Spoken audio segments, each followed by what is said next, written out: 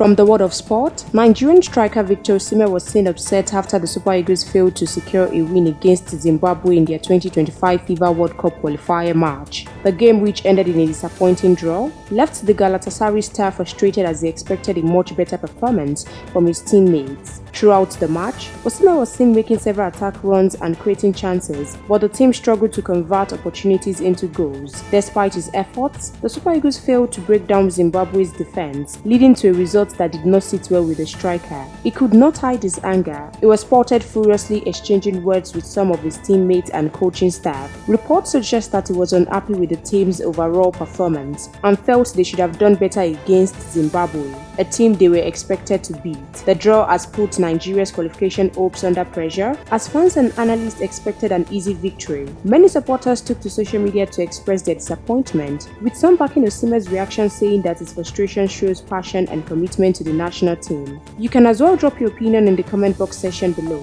and we will continue to supply you more sports news stories. Keep watching NaijaNews TV.